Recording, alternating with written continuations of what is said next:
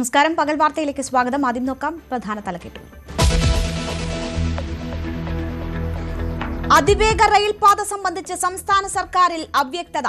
Railway ചുമതലയുള്ള മന്ത്രി എന്ന നിലയിൽ ഒരു ഫയലും വന്നിട്ടില്ലെന്ന് മന്ത്രി അബ്ദുറഹ്മാൻ. ഔദ്യോഗികമായി അത്തരത്തിലുള്ള അറിയിപ്പ് എൻ്റെ വകുപ്പിൽ വന്നിട്ടില്ല. റെയിൽവേയുടെ ചുമതല വഹിക്കുന്ന ഒരു മന്ത്രി എന്ന നിലയിൽ എൻ്റെ വകുപ്പിൽ അത്തരത്തിലൊരു ഫയൽ വന്നതായിട്ട് ഇന്നലെ ഞാൻ പരിശോധിച്ചു, കണ്ടിട്ടില്ല. ശബരി മൈസൂരു പാതകൾ പോലെ വാക്കിൽ തീരരുതെന്ന് മന്ത്രി. ഭാരതപ്പുഴയ്ക്ക് കുറുകെ പാലം വരുന്നതിനെ പോലും എതിർത്ത ആളാണ് ശ്രീധരനെന്നും മന്ത്രി.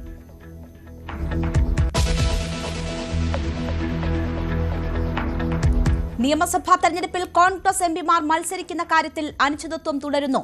2-3 എംപിമാർക്ക് അവസരം നൽകിയേക്കും. തിരുവനന്തപുരം മണ്ഡലത്തിൽ തീരമേഖലയിൽ നിന്നൊരാളെ സ്ഥാനാർത്ഥിയാക്കണമെന്ന ആവശ്യവുമായി ലത്തീൻ സഭ. TM ജേക്കബിന്റെ മകൾ അമ്പിളി ജേക്കബ് UDF സ്ഥാനാർത്ഥിയായേക്കും.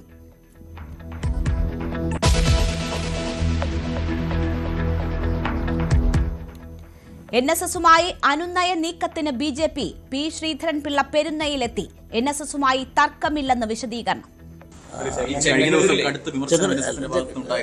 അല്ല, ഞാൻ അതിനെപ്പറ്റി ഒന്നും പറയാൻ ആഗ്രഹിക്കുന്നില്ല. NSS എന്നും ബ്ലെസ്സിങ്സ്, അതിൽ ഞങ്ങൾ പലർക്കും ബ്ലെസ്സിങ്സ് എൽക്കാലം തന്നിട്ടുള്ളവരാണ്.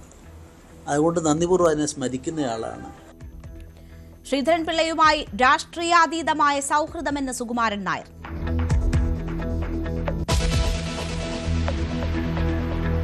സംസ്ഥാനത്ത് സർക്കാർ വിരുദ്ധ വികാരമില്ലെന്ന് ആവർത്തിച്ച് CPM സംസ്ഥാന സെക്രട്ടറി. ഗൃഹസന്ദർശന പരിപാടിയിൽ ഇത് ബോധ്യപ്പെട്ടെന്ന് വിശദീകരണം. വിവാദ പരാമർശത്തിൽ സജി ചെറിയാനെ വിമർശിച്ച് G. സുധാകരനും പാലൊളി മുഹമ്മദ് കുട്ടിയും. സജി ചെറിയാനെ പറ്റി എനിക്ക് വേറൊന്നും പറയാനില്ല.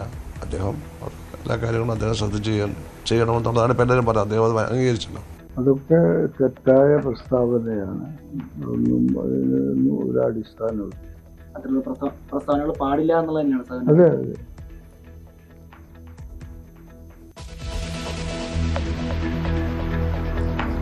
സ്ഥാനാർത്ഥിയാകാൻ താൽപര്യം പ്രകടിപ്പിച്ച് G. സുധാകരൻ. പാർട്ടി പറഞ്ഞാൽ അമ്പലപ്പുഴയിൽ മത്സരിക്കും. സിറ്റിംഗ് MLA തുടരണമെന്ന് ഒരു ചട്ടവുമില്ലെന്നും സുധാകരൻ ന്യൂസ് 18നോട്. ആളുകൾ ഇങ്ങനെ പൊതുവെ അഭിപ്രായം പറയുന്നുണ്ട്, ഇവിടെ വരുന്നവരൊക്കെ ഇങ്ങനെ സംസാരിക്കുന്നുണ്ട്. ഞാനതിനൊന്നും തന്നെ ഒരു പ്രത്യേക പ്രാധാന്യം കൽപ്പിച്ചുള്ള നിലപാടുകളൊന്നും വന്നവരോടും പറഞ്ഞിട്ടില്ല. പാർട്ടി തീരുമാനം എടുക്കുന്നതനുസരിച്ചാണ് ഇതുപോലെ പ്രവർത്തിച്ചിട്ടുള്ളത്. അത് ഇലക്ഷൻ്റെ കാര്യത്തിലായാലും മറ്റു കാര്യത്തിലായാലും അതുപോലെ തന്നെയുള്ള സമീപനമാണ് ഇനിയും തുടരാൻ പോകുന്നത്. ജയസാധ്യത നോക്കി സ്ഥാനാർത്ഥികളെ നിർത്തണമെന്നും G. സുധാകരൻ.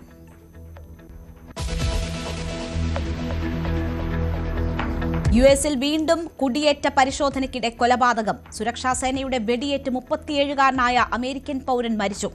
സേനയ്ക്കെതിരെ ജനം തെരുവിൽ.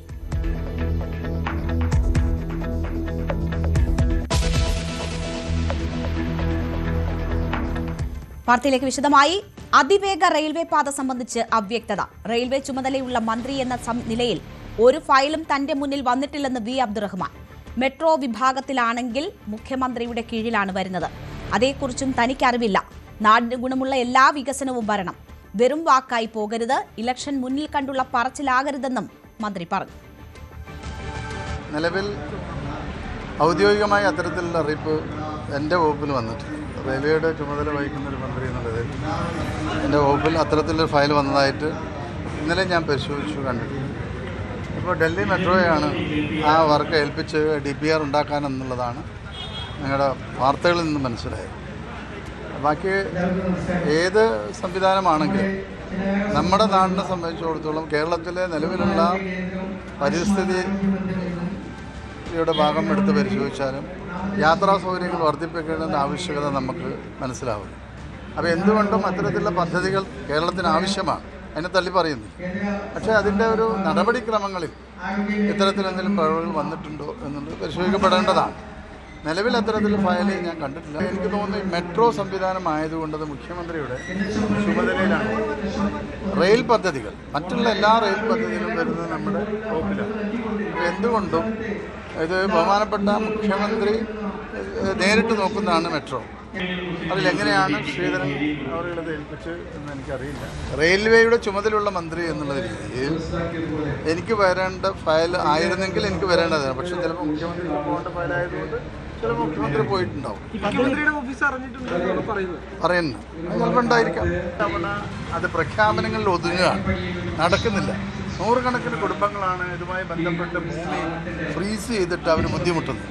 അതുകൂടി നമ്മൾ കാണും. ഇത് പ്രഖ്യാപനങ്ങളാവരുത് എന്നതാണ് എനിക്ക് പറയുന്നത്. ഇലക്ഷനൊക്കെ വരികയാണല്ലോ. അപ്പോൾ അത്തരത്തിലൊരു പ്രഖ്യാപനമായി ഇത് ഒതുങ്ങിപ്പോകരുത്. ഇത് കേരളത്തിലെ പൊതുസമൂഹത്തിന് ഗുണകരമായ ഒന്നാണ്.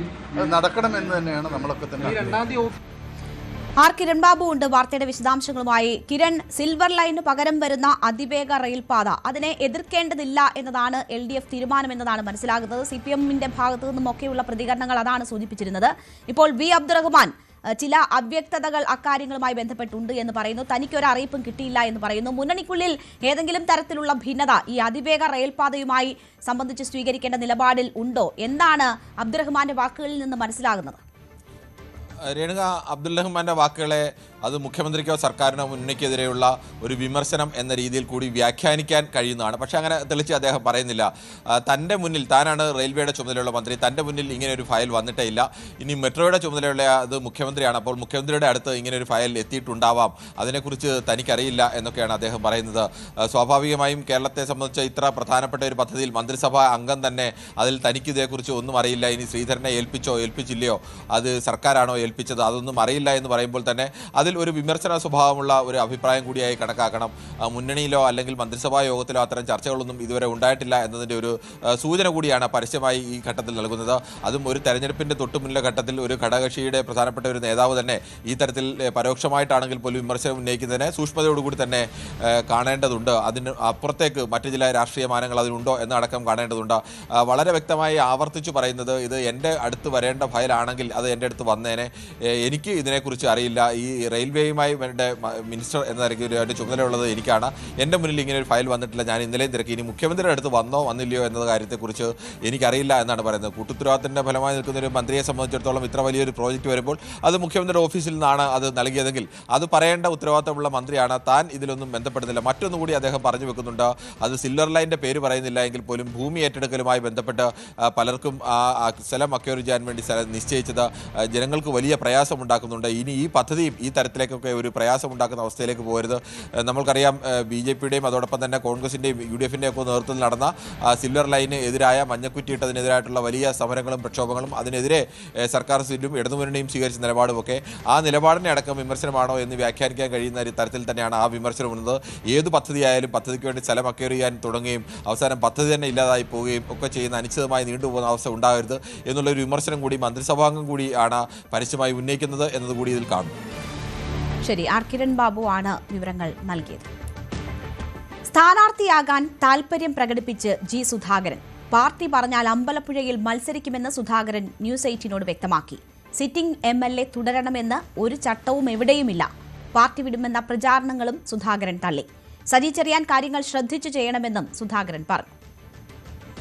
നിയമസഭാ തെരഞ്ഞെടുപ്പുമായി ബന്ധപ്പെട്ട നിർണായക വിവരങ്ങളാണ് G സുധാകരൻ ന്യൂസ് 18നോട് പങ്കുവച്ചത്. അതിൽ ഏറ്റവും പ്രധാനപ്പെട്ടതായി അദ്ദേഹം പറഞ്ഞത്, പാർട്ടി താല്പര്യം പ്രകടിപ്പിച്ചാൽ താൻ അമ്പലപ്പുഴയിൽ മത്സരിക്കും എന്നുള്ള കാര്യമാണ് അദ്ദേഹം വ്യക്തമാക്കുന്നത്. പാർട്ടി അത്തരത്തിലൊരു തീരുമാനം സ്ഥാനാർത്ഥി നിർണയത്തെ സംബന്ധിച്ച് കൈക്കൊണ്ടിട്ടില്ല എന്നാണ് കരുതുന്നത്. പക്ഷേ അത്തരമൊരു തീരുമാനം, താൻ സ്ഥാനാർത്ഥിയാകണം എന്നുള്ളൊരു താല്പര്യം പാർട്ടിക്ക് ഉണ്ടെങ്കിൽ അമ്പലപ്പുഴയിൽ മത്സരിക്കാൻ തയ്യാറാണ് എന്നുള്ളതാണ് G സുധാകരൻ വ്യക്തമാക്കിയത്. മാത്രമല്ല, ജാതിയും മതവും നോക്കി വോട്ട് ചെയ്യുന്നവരല്ല അമ്പലപ്പുഴ എന്നും അദ്ദേഹം പറയുന്നു. നിഷ്പക്ഷരായ വോട്ടർമാരാണ് അമ്പലപ്പുഴയിൽ ഉള്ളത്. അതോടൊപ്പം തന്നെ ക്രെഡിബിലിറ്റി, ജയസാധ്യതയും ക്രെഡിബിലിറ്റിയുമാണ് വളരെ പ്രധാനം എന്നുള്ളതും G സുധാകരൻ കൂട്ടിച്ചേർക്കുന്നു. സിറ്റിംഗ് MLA തുടരണമെന്നൊരു ചട്ടവും എവിടെയുമില്ല എന്നുള്ളതും അദ്ദേഹം പറയുന്നതിലൂടെ ഈ തെരഞ്ഞെടുപ്പിൽ അമ്പലപ്പുഴയിൽ അദ്ദേഹം ഉണ്ടാകുമെന്നുള്ള സൂചനകൾ കൂടിയാണ് ലഭ്യമാകുന്നത്. ആളുകൾ ഇങ്ങനെ പൊതുവെ അഭിപ്രായം പറയുന്നുണ്ട്, ഇവിടെ വരുന്നവരൊക്കെ ഇങ്ങനെ സംസാരിക്കുന്നുണ്ട്. ഞാനതിനൊന്നും തന്നെ ഒരു പ്രത്യേക പ്രാധാന്യം കൽപ്പിച്ചുള്ള നിലപാടുകളൊന്നും വന്നവരോടും പറഞ്ഞിട്ടില്ല.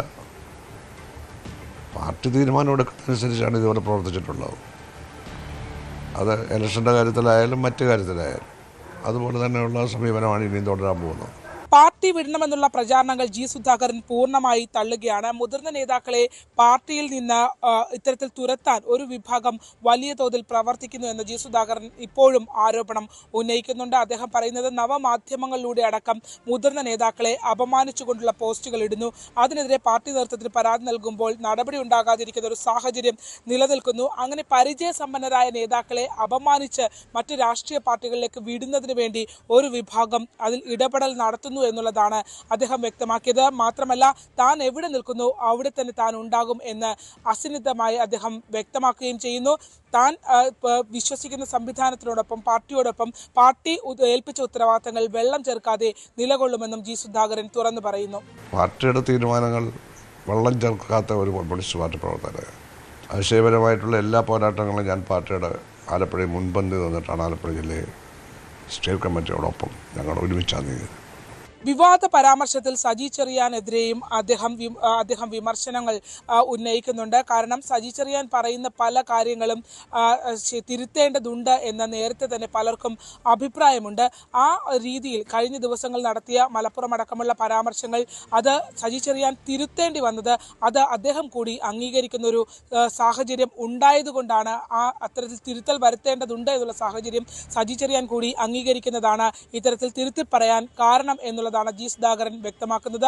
ജയസാധ്യത ഉള്ള ഒരു ഇടമാണ്. ഉള്ള സാധ്യതകളെ കളയാനുള്ള ശ്രമം ആരുടെയും ഭാഗത്തു നിന്ന് ഉണ്ടാകരുതെന്നും ജി സുധാകരൻ പറയുന്നു. അദ്ദേഹത്തിനാവുന്ന പോലെ തിരുത്തി പറഞ്ഞാൽ നന്നായി. മറ്റു കാര്യങ്ങളൊക്കെ പാർട്ടി തീരുമാനിക്കേണ്ടതാണ്. അപ്പോൾ സജി ചെറിയാനെ പറ്റി എനിക്ക് വേറെ ഒന്നും പറയാനില്ല.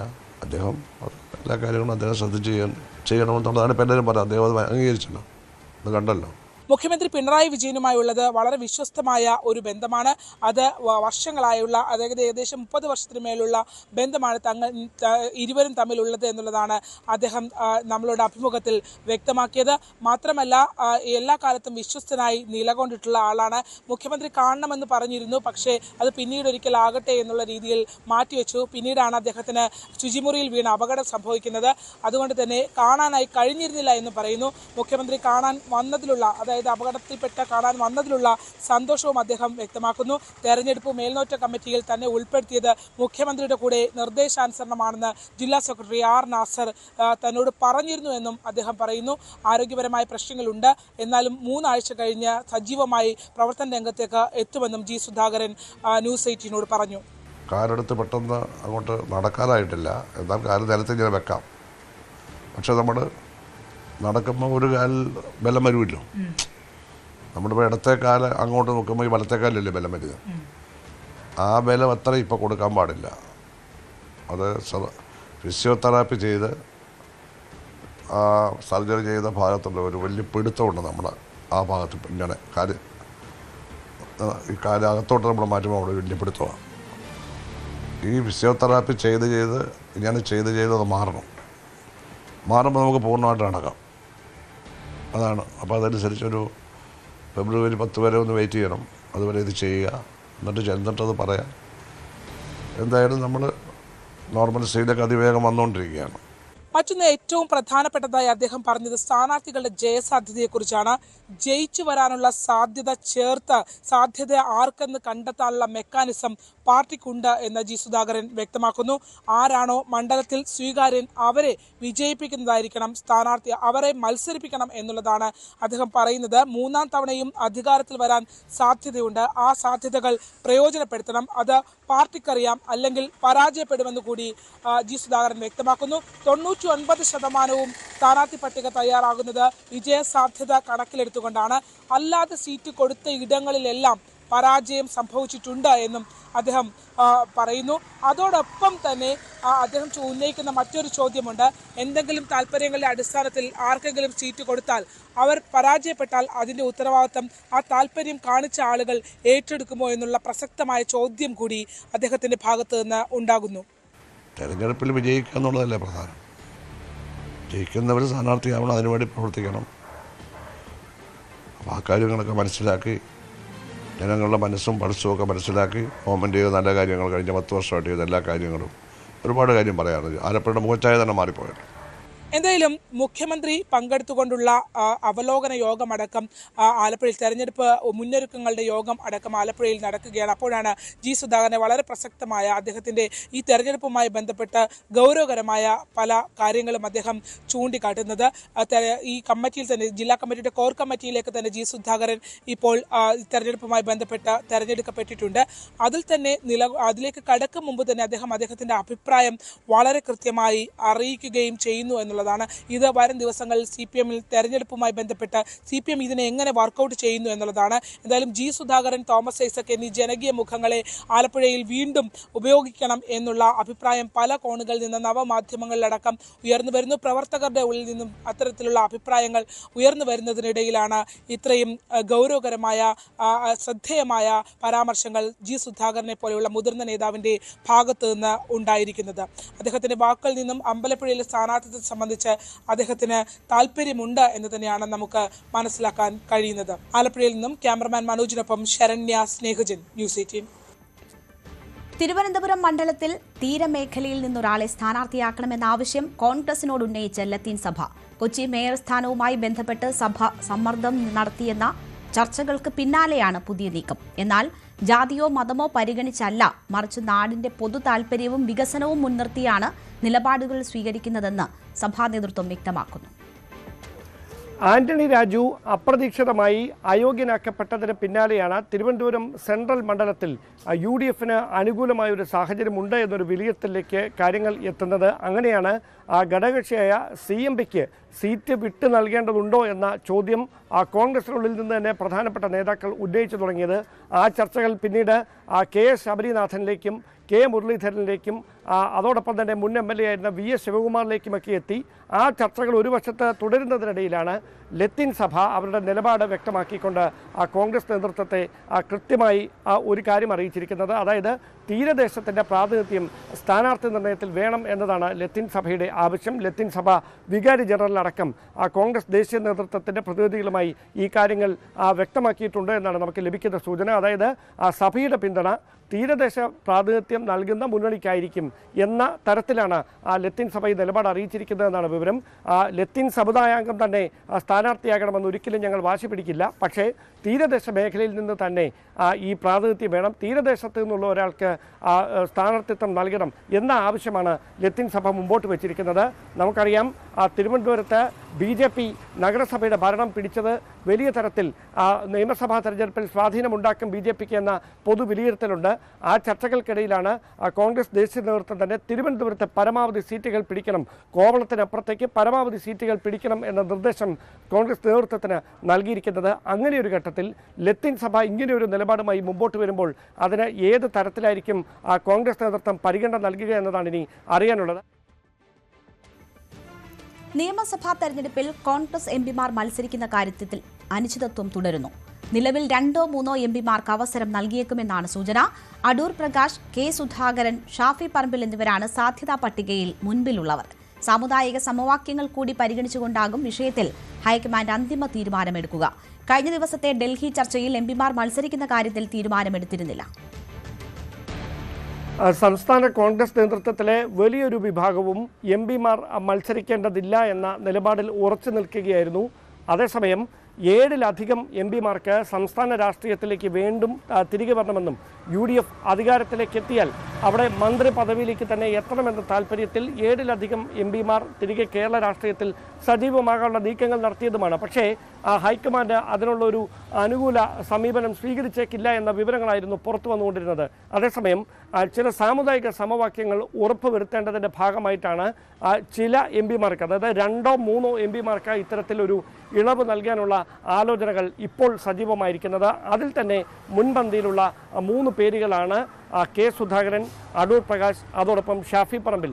ഇതിൽ K സുധാകരനും അടൂർ പ്രകാശും ഈഴവ സമുദായത്തിൻ്റെ പ്രതിനിധികളാണ്. അതുകൊണ്ട് തന്നെ നമുക്കറിയാം വെള്ളാപ്പള്ളി നടേശൻ അടക്കം പരസ്യമായി കോൺഗ്രസിനെതിരെ എടുത്തുകൊണ്ടിരിക്കുന്ന നിലപാടുകൾ അത് വലിയ തരത്തിൽ ചർച്ചകൾക്ക് വഴിവെക്കുന്ന സാഹചര്യം. അവിടെ അനുനയ നീക്കത്തിൻ്റെ ഭാഗമായി ഈഴവ പ്രാതിനിധ്യം, അതായത് പ്രബലരായ 2 ഈഴവ നേതാക്കളെ ഒരുപക്ഷെ നിയമസഭാ തെരഞ്ഞെടുപ്പിൽ മത്സരിപ്പിക്കാനുള്ള സാധ്യതയിലേക്ക് തന്നെയാണ് കാര്യങ്ങൾ എത്തുന്നത്. അതേസമയം അടൂർ പ്രകാശിന് വെല്ലുവിളിയായി മാറിക്കൊണ്ടിരിക്കുന്നത് ഈ ശബരിമല സ്വർണ്ണക്കൊള്ളയുമായി ബന്ധപ്പെട്ട കേസിലെ പ്രധാനപ്പെട്ട പ്രതി ഉണ്ണികൃഷ്ണൻ പോറ്റിയുമായി അടൂർ പ്രകാശിന് അടുത്ത ബന്ധമുണ്ട് എന്ന തരത്തിൽ പ്രചരിച്ചുകൊണ്ടിരിക്കുന്ന വാർത്തകൾക്ക് പിന്നിൽ കോൺഗ്രസിലെ തന്നെ ഒരു വിഭാഗത്തിന് പങ്കുണ്ട് എന്ന ഒരു വിമർശനം അദ്ദേഹത്തിനുണ്ട്. അങ്ങനെ ഒരു അതൃപ്തി അദ്ദേഹത്തിനുണ്ട്. അദ്ദേഹവുമായി ആത്മബന്ധം പുലർത്തുന്നവരുമായി അദ്ദേഹം അത്തരത്തിലുള്ളൊരു അഭിപ്രായം പങ്കുവെച്ചതായുള്ള വിവരങ്ങളാണ് നമുക്ക് ലഭിക്കുന്നത്. അതായത് അദ്ദേഹത്തിൻ്റെ സാധ്യതകൾ ഇല്ലാതാക്കാനുള്ള ബോധപൂർവമായ ഒരു നീക്കം നടക്കുന്നു എന്നൊരു അമർഷത്തിലാണ് അടൂർ പ്രകാശ് ഉള്ളത്. എന്തായാലും കോൺഗ്രസ് ഹൈക്കമാൻഡായിരിക്കും ഈ വിഷയത്തിൽ സുപ്രധാനമായൊരു തീരുമാനമെടുക്കുക. അതോടൊപ്പമാണ് ഷാഫി പറമ്പിലിൻ്റെ പേരും പരിഗണനയിലുള്ളത്. പക്ഷേ ഷാഫി പറമ്പിൽ എവിടെ മത്സരിക്കണം എന്ന കാര്യത്തിൽ ഇപ്പോഴും അന്തിമമായൊരു ചിത്രം തെളിഞ്ഞിട്ടില്ല എന്നാണ് ലഭിക്കുന്ന സൂചനകൾ. അതായത് വടക്കൻ കേരളത്തിലെ ഒരു കരുത്തുറ്റ മണ്ഡലത്തിൽ, അതായത് കടുത്ത പോരാട്ടം നടക്കുന്ന ഒരു മണ്ഡലത്തിൽ നേർക്കുനേർ പോരാട്ടത്തിനായി ഷാഫിയെ കളത്തിറക്കണമെന്ന ആവശ്യം ഹൈക്കമാൻഡിന് മുമ്പിലുണ്ട്. അവിടെ നേതൃത്വമെടുക്കുന്ന തീരുമാനമായിരിക്കും നിർണായകം. സ്ക്രീനിംഗ് കമ്മിറ്റി അതുമായി ബന്ധപ്പെട്ട പ്രാഥമികമായ ചർച്ചകളൊക്കെ നടത്തിയിട്ടുണ്ട്. എന്തായാലും 2 അല്ലെങ്കിൽ 3 എംപിമാർക്ക് മാത്രമായിരിക്കും അങ്ങനെ ഒരു ഇളവ് അനുവദിച്ചാൽ തന്നെ അനുവദിക്കുക എന്ന സൂചനകളാണ് പുറത്തു വരുന്നത്. വലിയ തരത്തിലുള്ള അമർഷം കേരളത്തിലെ മുതിർന്ന നേതാക്കൾ നേതൃത്വത്തെ നേരത്തെ തന്നെ അറിയിച്ചിട്ടുണ്ട്. എംപിമാർ മത്സരിക്കേണ്ടതില്ല, കാരണം ഇവിടെ നിന്ന് യുവ പ്രാതിനിധ്യവും വനിതാ പ്രാതിനിധ്യവും ഒക്കെ ഉറപ്പുവരുത്തേണ്ടതുണ്ട്. അങ്ങനെ ഒരു ഘട്ടത്തിൽ നിലവിൽ എംപിമാരായിരിക്കുന്നവർ തിരികെ വീണ്ടും സംസ്ഥാന രാഷ്ട്രീയത്തിൽ സജീവമാകുന്നതിൻ്റെ പ്രസക്തി എന്താണ് എന്ന ചോദ്യങ്ങളൊക്കെ മുതിർന്ന നേതാക്കൾ നേരത്തെ തന്നെ ഉന്നയിക്കുന്നതാണ്. ഹൈക്കമാൻഡ് പ്രതിനിധികളെ കാര്യങ്ങൾ അറിയിച്ചിട്ടുണ്ട്. പക്ഷേ നിലവിലെ രാഷ്ട്രീയ സാഹചര്യത്തിൽ ജയസാധ്യതയ്ക്ക് മാത്രമാണ് കോൺഗ്രസ് ഹൈക്കമാൻഡ് മുൻതൂക്കം കൊടുക്കുന്നത്.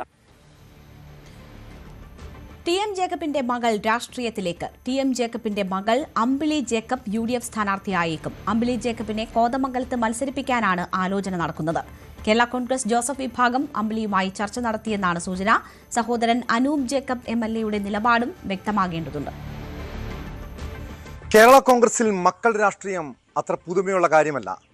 KM മാണിയുടെ മകൻ ജോസ് കെ മാണിയും PJ ജോസഫിന്റെ മകൻ അപ്പു ജോൺ ജോസഫും ബാലകൃഷ്ണയുടെ മകൻ ഗണേഷ് കുമാറും ടി.എം. ജേക്കബിന്റെ മകൻ അനൂപ് ജേക്കബും ഒക്കെ രാഷ്ട്രീയ രംഗത്തേക്ക് എത്തിയതാണ്.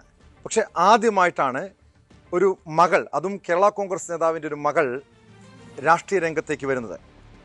അമ്പിളി ജേക്കബിനെ കോതമംഗലത്താണ് UDF പരിഗണിക്കുന്നത്. കേരള കോൺഗ്രസ് ജോസഫ് വിഭാഗത്തിൻ്റെ സ്ഥാനാർത്ഥിയായിട്ടാണ് പരിഗണിക്കുന്നത്. അതായത് അനൂപ് ജേക്കബ് നിലവിൽ കേരള കോൺഗ്രസ് ജേക്കബ് ഗ്രൂപ്പിൻ്റെ നേതാവാണ്. ടി.എം. ജേക്കബിൻ്റെ പിൻഗാമിയാണ്. പിറവത്തെ MLA ആണ്. അനൂപിൻ്റെ സഹോദരിയാണ് കോതമംഗലത്ത് UDF പരിഗണിക്കുന്നത്. ഒരു കാലത്ത് UDFിൻ്റെ ശക്തി കേന്ദ്രമായിരുന്നു കോതമംഗലം. അതായത് 1980 മുതൽ തുടർച്ചയായി 3 തവണ ടി.എം. ജേക്കബ് കോതമംഗലത്തെ പ്രതിനിധീകരിച്ച് MLA ആയിട്ടുള്ള വ്യക്തിയാണ്. അതിനുശേഷം 91 മുതലാണ് ടി.എം. ജേക്കബ് പിറവത്തേക്ക് മാറുന്നത്. അതായത് കോതമംഗലവുമായി വലിയ ആത്മബന്ധം ടി.എം. ജേക്കബിനുണ്ട്. ടി.എം. ജേക്കബിൻ്റെ രാഷ്ട്രീയ തട്ടകമായിരുന്നു കോതമംഗലം. മാത്രമല്ല യാക്കോബായ സഭയ്ക്ക് വലിയ സ്വാധീനമുള്ളൊരു മണ്ഡലം കൂടിയാണ്. കോതമംഗലത്തിൻ്റെ ഒരു രാഷ്ട്രീയ ചരിത്രം പരിശോധിച്ചാൽ UDFന് വലിയ മേൽക്കൈയുള്ള മണ്ഡലം. പക്ഷേ കഴിഞ്ഞ തുടർച്ചയായി 2 തവണ UDFന് ആ സീറ്റ് നഷ്ടപ്പെട്ടിട്ടുണ്ട്. അത് തിരിച്ചു പിടിക്കാൻ വേണ്ടിയാണ് ടി.എം. ജേക്കബിൻ്റെ മകൾ അമ്പിളി ജേക്കബിനെ UDF കേരള കോൺഗ്രസ് ജോസഫ് വിഭാഗം അവിടെ പരിഗണിക്കുന്ന. അമ്പിളിയുമായി അനൗദ്യോഗികമായ ചർച്ചകൾ കേരള കോൺഗ്രസ് നേതാക്കൾ നടത്തിയിട്ടുണ്ടെന്നാണ് മനസ്സിലാക്കുന്നത്. UDF കോൺഗ്രസ് നേതാക്കൾക്കും അമ്പിളി അവിടെ പരിഗണിക്കുന്നതിനോട് താല്പര്യമാണ്. കാരണം യാക്കോബായ സഭയുമായി വലിയ ബന്ധമുള്ളൊരു കുടുംബമാണ്. ടി.എം. ജേക്കബിൻ്റെ രാഷ്ട്രീയ പാരമ്പര്യമുണ്ട്. മാത്രമല്ല ആ മണ്ഡലത്തിൽ ടി.എം. ജേക്കബ് അവിടെ MLA ആയിരുന്ന സമയത്തൊക്കെയുള്ള ആ ബന്ധം, അങ്ങനെ പല അനുകൂല ഘടകങ്ങളും അമ്പിളി അവിടെ എത്തിയാൽ അത് ആ മണ്ഡലം തിരിച്ചു പിടിക്കാൻ കഴിയുമെന്ന പ്രതീക്ഷയുണ്ട്. നിലവിൽ ആന്റണി ജോണാണ് കോതമംഗലത്തിൻ്റെ MLA, CPM പ്രതിനിധിയാണ്. അവിടെ നിന്നും ആ മണ്ഡലം തിരിച്ചു പിടിക്കണമെങ്കിൽ ഒരു പുതുമുഖത്തെ അവതരിപ്പിക്കുക, അതും ഒരു വനിതാ പ്രതിനിധി അവതരിപ്പിക്കുക എന്ന ഒരു നീക്കത്തോടു കൂടിയാണ് UDF അത്തരമൊരു പരീക്ഷണം നടത്തുന്നത്. പക്ഷെ മറുവശത്ത് എന്തുകൊണ്ടാണ് അനൂപ് ജേക്കബിൻ്റെ പാർട്ടിയിൽ അമ്പിളി മത്സരിക്കാത്തെന്നൊരു ചോദ്യം സ്വാഭാവികമായി വരാം. കാരണം അനൂപ് ജേക്കബിന് UDF ഒരു സീറ്റ് മാത്രമാണ് നൽകുന്നത്, അതും പിറവമാണ്. ടി.എം. ജേക്കബിൻ്റെ ഒരു പാരമ്പര്യം അവകാശപ്പെട്ടുകൊണ്ട്, അതായത് ടി.എം. ജേക്കബിൻ്റെ മരണശേഷമാണ് അനൂപ് ജേക്കബ് രാഷ്ട്രീയ രംഗത്തേക്ക് വരുന്നത്. അന്ന് അമ്പിളിയുടെ പേരും പിറവത്ത് ഉയർന്നു കേട്ടതാണ്. പക്ഷേ ഒടുവിൽ കുടുംബം തീരുമാനിച്ചത് അനൂപ് ജേക്കബിനെ അവിടെ പിറവത്ത് സ്ഥാനാർത്ഥിയാക്കാനായിരുന്നു. സ്വാഭാവികമായും പിറവത്ത്, അതായത് എറണാകുളം ജില്ലയുടെ കിഴക്കൻ മേഖലയാണ്. ക്രൈസ്തവ സഭകൾക്ക് പ്രത്യേകിച്ചും യാക്കോബായ സഭയ്ക്ക് സ്വാധീനമുള്ള ഒരു പ്രദേശമാണ് ഈ പിറവും കോതമംഗലവും. ഈ രണ്ടിടത്തും സഹോദരങ്ങൾ സ്ഥാനാർത്ഥിയാകുന്നു എന്നതാണ് ഏറ്റവും പ്രത്യേകത. പക്ഷേ എന്തായാലും അത്തരം ചർച്ചകളിലേക്ക് UDF കടന്നിട്ടുണ്ട്. പക്ഷെ പല പേരുകളുമായി ഉയർന്നു കേൾക്കുന്നുണ്ട്. കഴിഞ്ഞ തവണ മത്സരിച്ച ഷിബു തെക്കുംപുറം, അതോടൊപ്പം PJ ജോസഫ് തൊടുപുഴയിലാണെങ്കിൽ PJ ജോസഫിൻ്റെ മകനെ അബു ജോൺ ജോസഫ് കോതമംഗലത്ത് മത്സരിക്കണം എന്നൊരു അഭിപ്രായം കേരള കോൺഗ്രസിലുണ്ട്. അതിനിടെയാണ് അമ്പിളി ജേക്കബിനെ അവിടെ മത്സരിപ്പിക്കാനുള്ള സാധ്യതകളും ചർച്ചകളും ഉയർന്നു വരുന്നത്. 5 തവണ പിഴ ലഭിച്ചാൽ ലൈസൻസ് റദ്ദാക്കുമെന്ന പ്രചാരണം തള്ളി ഗതാഗത മന്ത്രി KB ഗണേഷ് കുമാർ. കേന്ദ്രം കൊണ്ടുവന്ന ട്രാഫിക് നിയമത്തിലെ പുതിയ പരിഷ്കാരങ്ങളിൽ സർക്കാർ ഒരു തീരുമാനവും എടുത്തിട്ടില്ല. കേന്ദ്ര നിയമങ്ങൾ അതേപടി സംസ്ഥാനത്ത് നടപ്പിലാക്കില്ല. സാധാരണക്കാർക്ക് ബുദ്ധിമുട്ടുണ്ടാകാത്ത രീതിയിലേ നടപ്പാക്കുകയുള്ളൂ എന്നും മന്ത്രി പറഞ്ഞു. രഞ്ജിത്ത് രാമചന്ദ്രൻ വാർത്തയുടെ വിശദാംശങ്ങളുമായി ഉണ്ട്. രഞ്ജിത്ത്, കേന്ദ്രത്തിന്റെ എല്ലാ തീരുമാനങ്ങളും അതേപടി നടപ്പാക്കില്ല എന്നതാണ് മന്ത്രി വ്യക്തമാക്കുന്നത്. എന്താണ് ഇതിൽ മന്ത്രി നൽകുന്ന ഉറപ്പ്? കഴിഞ്ഞ ദിവസമാണ് കേന്ദ്ര ഗതാഗത നിയമത്തിൽ കാര്യമായ പരിഷ്കാരങ്ങൾ ഉൾപ്പെടുത്തിക്കൊണ്ടുള്ള ഒരു മാറ്റം നിലവിൽ വന്നത്. അതിൽ പ്രധാനമായും ഈ ട്രാൻസ്പോർട്ട് കമ്മീഷണർമാരുടെ യോഗത്തിൽ ഉയർന്ന നിർദ്ദേശങ്ങൾ അനുസരിച്ചായിരുന്നു ഇത്തരത്തിൽ ചില മാറ്റങ്ങൾ വന്നത്. ഇതിനെതിരെ സോഷ്യൽ മീഡിയയിലൊക്കെ ഇതുമായി ബന്ധപ്പെട്ട കാര്യങ്ങൾ പ്രചരിക്കുകയും മറ്റും ചെയ്തിരുന്നു. അതായത് വർഷത്തിൽ 5 അതിലധികമോ തവണ നിയമലംഘനം നടത്തിയാൽ വാഹനം ഓടിക്കുന്ന ആളുടെ ലൈസൻസ് അയോഗ്യരാക്കാനുള്ള നീക്കമായിരുന്നു അത്തരത്തിൽ ഉണ്ടായിരുന്നത്. അത്തരത്തിൽ മോട്ടോർ വാഹന ചട്ടം ഭേദഗതി ചെയ്യുകയാണ് ചെയ്തത്. തുടർച്ചയായി നിയമലംഘനം നടത്തുന്ന വാഹനങ്ങളെ കരിമ്പട്ടികയിൽ ഉൾപ്പെടുത്തി കോടതിയുടെ അനുവാദത്തോടുകൂടി മോട്ടോർ വാഹന വകുപ്പിനെ കസ്റ്റഡിയിലെടുക്കാം എന്നും തീരുമാനം ഉണ്ടായിരുന്നു. RTOയ്ക്ക് കുറ്റക്കാർക്കെതിരെ നടപടി എടുക്കാനുള്ള എല്ലാ അധികാരവും നൽകിയ പശ്ചാത്തലമുണ്ടായിരുന്നു. ഒപ്പം വർഷത്തിൽ 5 ചെല്ലാൻ ലഭിക്കുന്നവരുടെ ലൈസൻസാണ് അയോഗ്യമാക്കാൻ തീരുമാനിച്ചിരുന്നത്. സസ്പെൻഡ് ചെയ്തതിന് മുൻപ് ഉടമയുടെ വാദം കേൾക്കണമെന്നും ഈ ചട്ടത്തിലുണ്ട് എന്നാണ് മനസ്സിലാക്കുന്നത്. ഇത് 45 ദിവസത്തിനുള്ളിൽ ചോദ്യം ചെയ്തില്ലെങ്കിൽ കുറ്റം സമ്മതിച്ചായി കണക്കാക്കും. ഇത്തരം പരിഷ്കാരങ്ങളൊക്കെ പൊതുജനങ്ങൾക്കിടയിൽ വലിയ തോതിലുള്ള ചർച്ചകൾക്ക് വഴിവെച്ചിരുന്നു. അത് മാത്രമല്ല ആശങ്കകളും മറ്റും സൃഷ്ടിച്ചിരുന്നു. കാരണം പലപ്പോഴും നമുക്ക് മനസ്സിലാക്കുന്നത് ഇത്തരം ചല്ലാൻ ലഭിക്കുന്നതും മറ്റും പലപ്പോഴും നമ്മൾ ഈ രജിസ്ട്രേഷനും ഇൻഷുറൻസ് പുതുക്കാനും മറ്റും പോകുമ്പോൾ മാത്രമാണ് ഇക്കാര്യങ്ങളിൽ ഒരു വ്യക്തത വരിക. ഈ മെസ്സേജുകളായും മറ്റും ഇത് ആളുകൾക്ക് എത്തുന്നതും മറ്റും വലിയ പ്രയാസകരമായ ഒരു സംഗതിയാണ്. കാരണം 5 തവണയൊക്കെ ഇത്തരത്തിൽ ഗതാഗത നിയമലംഘനം നടന്നോ ഇല്ലയോ എന്ന കാര്യം പൊതുജനങ്ങൾക്ക് ഇപ്പോഴും ലഭ്യമാകുന്ന കാര്യത്തിൽ ഇപ്പോഴും ചില സാങ്കേതിക പ്രശ്നങ്ങളും മറ്റും നിലവിലിരിപ്പുണ്ട്. അതുതന്നെയാണ് ജനങ്ങൾക്കിടയിൽ വലിയ ആശങ്ക ഉണ്ടാക്കിയത്. ഇത് ഇപ്പോൾ ഇത്തരത്തിൽ പൂർണ്ണമായും നടപ്പാക്കില്ല എന്നാണ് ഗതാഗത മന്ത്രി KB ഗണേഷ് കുമാർ തന്റെ FB പോസ്റ്റിലൂടെ ഇപ്പോൾ വ്യക്തമാക്കിയിരിക്കുന്നത്. പുതിയ പരിഷ്കാരങ്ങൾ നിലവിൽ വരുത്തുന്നതിൽ സർക്കാർ ഒരു തീരുമാനവും എടുത്തിട്ടില്ല എന്ന് ഗതാഗത മന്ത്രി പറയുന്നു. കേന്ദ്ര നിയമത്തിലെ ഭേദഗതികൾ നടപ്പിൽ വരുത്തുക കൂടിയാലോചനകൾക്ക് ശേഷം മാത്രമായിരിക്കും എന്ന് പറയുന്നു. അതേപടി ഈ നിയമങ്ങൾ സംസ്ഥാനത്ത് നടപ്പിലാക്കില്ല. ഇതുമായി ബന്ധപ്പെട്ടുള്ള ചർച്ചകളും പഠനങ്ങളും നടത്തുമെന്നാണ് ഗതാഗത മന്ത്രി വ്യക്തമാക്കുന്നത്.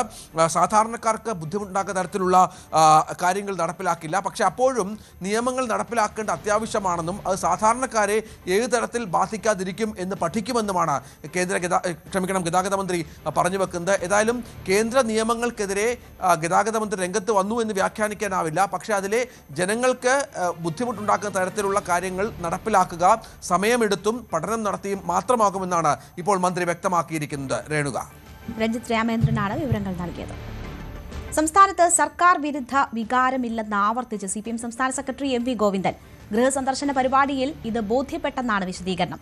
ജനങ്ങളെ തെറ്റിദ്ധരിപ്പിക്കാനുള്ള ശ്രമങ്ങൾ നടന്നു. തദ്ദേശ തെരഞ്ഞെടുപ്പിൽ പറ്റിയ തെറ്റ് ജനങ്ങൾ തിരുത്തുമെന്നും MV ഗോവിന്ദൻ പറഞ്ഞു. പാർട്ടി ജനങ്ങളുമായി കൂടുതൽ അടുത്ത് പ്രവർത്തിക്കേണ്ടതിന്റെ ആവശ്യകത ഗൃഹസന്ദർശന പരിപാടിയുടെ ഭാഗമായിട്ട് ജനങ്ങൾ ഓർമ്മപ്പെടുത്തുന്ന നില ഉണ്ടായിട്ടുണ്ട്. എല്ലാ കള്ളക്കഥകളെയും തുറന്നു കാട്ടി മുന്നോട്ടേക്ക് പോകേണ്ടുന്നതിന്റെ പ്രാധാന്യം ഈ ഗൃഹസന്ദർശന പരിപാടിയിൽ നേതാക്കളും പ്രവർത്തകരും ജനങ്ങളോട് തുറന്ന് സംവേദിച്ചിട്ടുണ്ട്. NSSനെ അനുനയിപ്പിക്കാൻ BJP പെരുന്നയിലെത്തി NSS general secretary G Sukumaran നായരുമായി PS ശ്രീധരൻപിള്ള ചർച്ച നടത്തി. സൗഹൃദ സന്ദർശനമെന്നായിരുന്നു ശ്രീധരൻപിള്ളയുടെ വിശദീകരണം. നിയമസഭാ തെരഞ്ഞെടുപ്പിൽ മത്സരിക്കാൻ താൽപര്യമില്ലെന്നും ശ്രീധരൻപിള്ള പറഞ്ഞു. ചെങ്ങന്നൂർ സ്ഥാനാർത്ഥിത്വം സംബന്ധിച്ച് തന്നോട് ആരും സംസാരിച്ചിട്ടില്ല. താൻ ആരോടും അഭിപ്രായം പറഞ്ഞിട്ടുമില്ല. NSS SNDP ഐക്യത്തിൽ കാര്യങ്ങൾ തീരുമാനമായ ശേഷം പ്രതികരിക്കാമെന്നും ശ്രീധരൻപിള്ള പറഞ്ഞു. BJPക്കെതിരായ G സുകുമാരൻ നായരുടെ വലിയ വിമർശനങ്ങൾക്കിടെയാണ് NSS ആസ്ഥാനത്തേക്ക് BJPയുടെ ഒരു മുതിർന്ന നേതാവ് കൂടിയായ PS ശ്രീധരൻപിള്ള എത്തിയത് എന്നുള്ളതാണ് ഏറ്റവും ശ്രദ്ധേയമായിട്ടുള്ളത്. കഴിഞ്ഞ ദിവസം നമുക്കറിയാം ശബരിമലയിൽ നിയമനിർമ്മാണം നടത്താത്തത്, പമ്പയിലെ മാലിന്യ പ്രശ്നം, ഇതെല്ലാം ചൂണ്ടിക്കാട്ടിയായിരുന്നു അതിരൂക്ഷ വിമർശനം ജി സുകുമാരൻ നായർ നടത്തിയത്. എന്തായാലും ഇന്നത്തെ ഈ കൂടിക്കാഴ്ചയ്ക്ക് രാഷ്ട്രീയ ലക്ഷ്യങ്ങളൊന്നുമില്ല എന്നാണ് PS ശ്രീധരൻപിള്ള പറയുന്നത്. പക്ഷെ അങ്ങനെ പറയുമ്പോഴും ഉള്ളിൽ വെച്ച് തന്നോട് പറഞ്ഞ പല കാര്യങ്ങളും അതിന് കൂടുതൽ മറുപടി നൽകാനില്ല എന്ന്, അതിനെക്കുറിച്ച് കൂടുതൽ പ്രതികരിക്കാനില്ല എന്ന് വ്യക്തത വരുത്തിക്കൊണ്ട് പല കാര്യങ്ങളും ഈ കൂടിക്കാഴ്ചയിലും ജി സുകുമാരൻ നായർ പറഞ്ഞിട്ടുണ്ട് എന്ന് മനസ്സിലാകുന്ന രീതിയിൽ തന്നെയാണ് PS ശ്രീധരൻപിള്ള പ്രതികരണം നടത്തിയത്. അല്ല, ഞാൻ അതിനെപ്പറ്റി ഒന്നും പറയാൻ ആഗ്രഹിക്കുന്നില്ല. NSS എന്നും ബ്ലെസ്സിങ്സ്, അതിൽ ഞങ്ങൾ പലർക്കും ബ്ലെസ്സിങ്സ് എൽക്കാലം തന്നിട്ടുള്ളവരാണ്. അതുകൊണ്ട് നന്ദിപൂർവ്വം അതിനെ സ്മരിക്കുന്നയാളാണ്. പിന്നെ സംസാരിക്കുന്ന കൂട്ടത്തിൽ ചില കാര്യങ്ങൾ പറഞ്ഞിട്ടുണ്ടാവും, അത് ഞാനിവിടെ നിങ്ങളോട് പറയാൻ ആഗ്രഹിക്കുന്നില്ല. എന്തായാലും PS ശ്രീധരൻപിള്ളയുടെ പ്രതികരണത്തിൽ മറ്റ് സന്ദർശനത്തിൽ രാഷ്ട്രീയമൊന്നുമില്ല, പുസ്തകം നൽകാൻ വേണ്ടി എത്തി എന്നാണ് ജി സുകുമാരൻ നായർ വ്യക്തമാക്കുന്നത്. ഒപ്പം തന്നെ NSS SNDP ഐക്യം സംബന്ധിച്ചും ഇനിയും കൂടിക്കാഴ്ചകൾക്ക് ശേഷം പ്രതികരിക്കാമെന്നാണ് ജി സുകുമാരൻ നായർ പറയുന്നത്. പുതുതായിട്ട് എഴുതിയ 2 പുസ്തകങ്ങളൊക്കെ എനിക്ക് തന്നു. വളരെ സന്തോഷമായിട്ട് സ്വീകരിച്ചു. ഞങ്ങൾ തമ്മിൽ ഇന്നല്ല, രാഷ്ട്രീയമായിട്ട് മാത്രമല്ല, വ്യക്തിപരമായിട്ടും ഇന്നലകളിലും ഞങ്ങൾ വളരെ സൗഹൃദത്തിൽ പോയിട്ടുള്ളവരാണ്.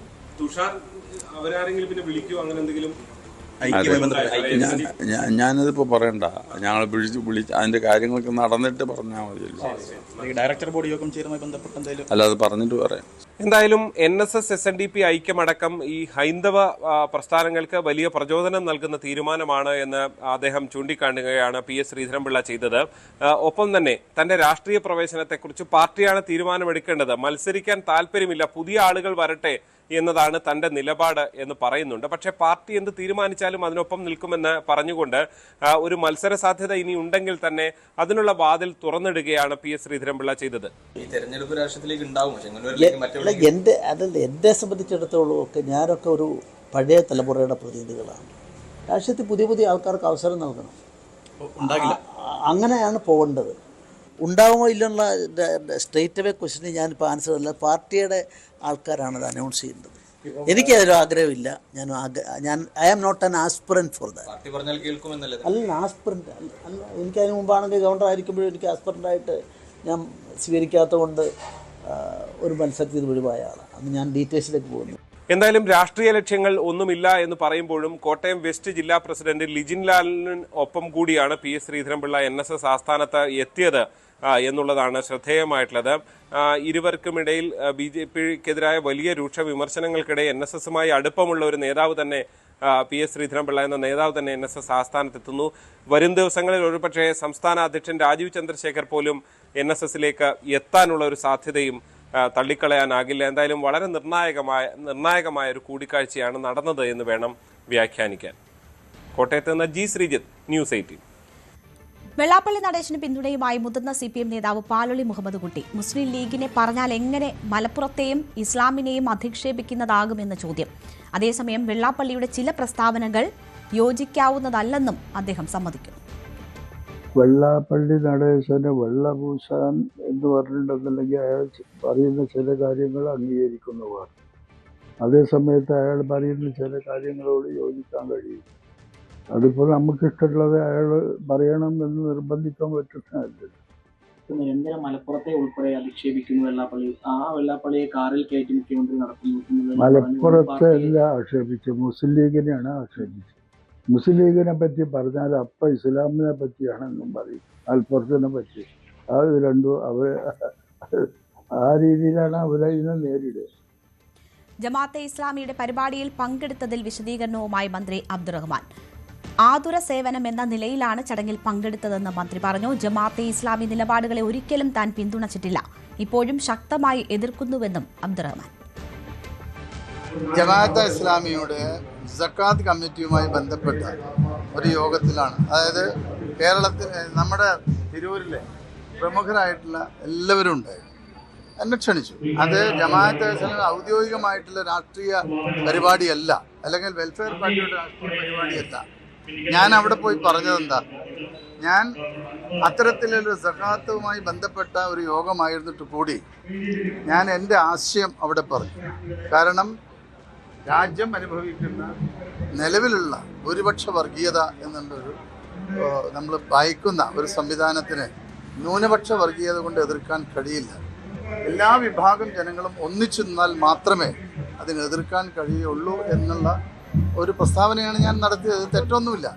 അത്തരത്തിൽ യോഗത്തിൽ നിങ്ങൾ പറയുന്ന രീതിയിൽ ജമാഅത്തെ ഇസ്ലാമെ അനുകൂലിക്കാനൊന്നുമല്ലല്ലോ ഞാൻ പോയത്. അത് സാധാരണക്കാരന് കിട്ടേണ്ട ഏതെങ്കിലും സഹായങ്ങൾ കിട്ടണമെങ്കിൽ കിട്ടട്ടെ. അത് പ്രത്യേകിച്ച് എൻ്റെ മണ്ഡലത്തിലാവുമ്പോൾ അവിടെ ഏതെങ്കിലും പാവങ്ങൾക്ക് അത്തരത്തിലൊരു സഹായം കിട്ടുമ്പോൾ ഞാനായിട്ട് അതിനെ എതിർക്കേണ്ട ആവശ്യമില്ല. AK ബാലനെയും സജി ചെറിയാനെയും തള്ളി പാലോളി മുഹമ്മദ് കുട്ടി. ഇരുവരെയും പാർട്ടി തിരുത്തും. ജമാഅത്തെ ഇസ്ലാമി നിരുപാധിക പിന്തുണ CPM-ന് നൽകിയിട്ടുണ്ടെന്നും അദ്ദേഹം പറഞ്ഞു. എന്നാൽ CPM-ന്റെ പിന്തുണ ഇതുവരെയും ആവശ്യപ്പെട്ടിട്ടില്ല. കമ്മ്യൂണിസ്റ്റ് പാർട്ടി ന്യൂനപക്ഷങ്ങൾക്കൊപ്പമാണെന്നും പാലോളി മുഹമ്മദ് കുട്ടി പറഞ്ഞു. അതൊക്കെ തെറ്റായ പ്രസ്താവനയാണ്. ഒന്നും അതിനൊന്നും ഒരു അടിസ്ഥാനമില്ല. അത്തരത്തിലുള്ള പ്രസ്താവനകൾ പാടില്ല എന്നുള്ളത് തന്നെയാണ്. അതെ അതെ. പക്ഷെ മുഖ്യമന്ത്രിയും അതേപോലെ തന്നെ പാർട്ടി സെക്രട്ടറിയൊന്നും അതിനെ തള്ളി പറഞ്ഞില്ല. പാർട്ടി സെക്രട്ടറി പറഞ്ഞല്ലോ രണ്ടാമത്. ഇത് സജി ചെറിയാൻ ഉൾപ്പെടെയും അതെ, സജി ചെറിയാൻ്റെ പ്രസ്താവനയും പാർട്ടി പിൻവലിക്കാൻ ആവശ്യപ്പെട്ട് പാർട്ടിയല്ലേ. ഒരു ഘട്ടം കടന്ന് പാർട്ടിയിലെ പ്രധാനപ്പെട്ട ആളുകൾ ഇതിനൊക്കെ പരാമർശം പാടില്ലാത്തതാണ്. പക്ഷെ നിർഭാഗ്യവശാൽ അങ്ങനെ ഉണ്ടാവും. പാർട്ടി തിരുത്തുന്നുണ്ടാവും. തിരുത്തും തീർച്ചയായിട്ടും. ശബരിമല കള്ളക്കഥകൾ പൊളിഞ്ഞെന്ന് MV ഗോവിന്ദൻ. സ്വർണ്ണക്കൊള്ള വാർത്തയിൽ മാധ്യമങ്ങൾക്ക് പഴയ ഉശിരില്ല. കോൺഗ്രസ് നേതാക്കളുടെ പങ്ക് പുറത്തു വന്നതാണ് അതിന് കാരണം. സ്വർണം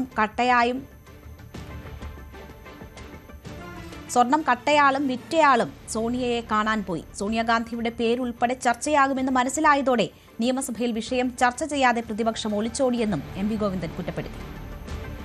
കോൺഗ്രസിന്റെയും BJPയുടെയും പ്രമുഖ വ്യക്തികൾക്കിടയിലേക്ക് കാര്യങ്ങൾ നീങ്ങി വന്നപ്പോൾ പിന്നെ ആയുസ് നഷ്ടപ്പെട്ടവരായി അവരും മാറി, നിങ്ങളും മാറി.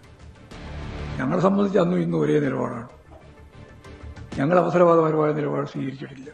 സോണിയാഗാന്ധിയെ കാണാൻ ഈ കേസിലെ ഏറ്റവും പ്രമുഖമായ സ്വർണ്ണക്കൊള്ള നടത്തിയ പ്രതിയും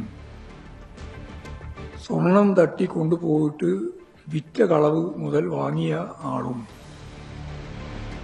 എന്തിനാണ് സോണിയാഗാന്ധിയെ കാണാൻ പോയത് എന്ന ചോദ്യത്തിന് ഉത്തരം പറയുന്നില്ല.